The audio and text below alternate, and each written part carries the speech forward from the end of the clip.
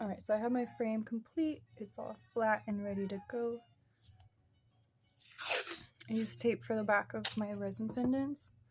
I like using packing tape better because it'll have the clear effect versus when I use, I feel like I called the other one the wrong name. No, I didn't. Okay, so yeah, when I use masking tape, the texture on it, it gives like a texture on the back of the resin, and it makes it so that you can't see through it. But I'll end up using mica powder on the back of them. Since it's textured, it'll like hold the powder.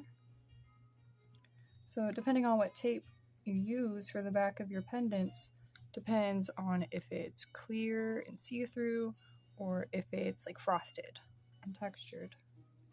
So these are all going to be textured, mainly just because the packing tape I was using, it wasn't holding, like the frame just kept popping off.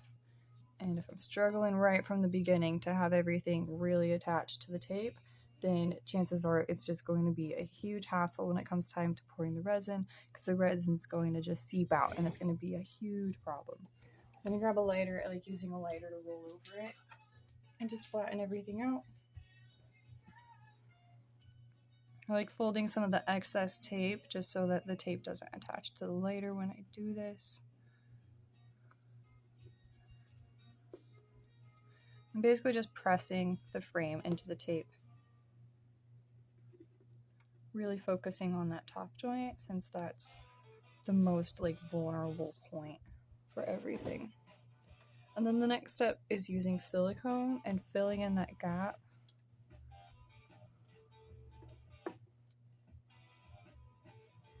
The tip of this is clogged, and I'm just gonna stab into this. Get a little bit.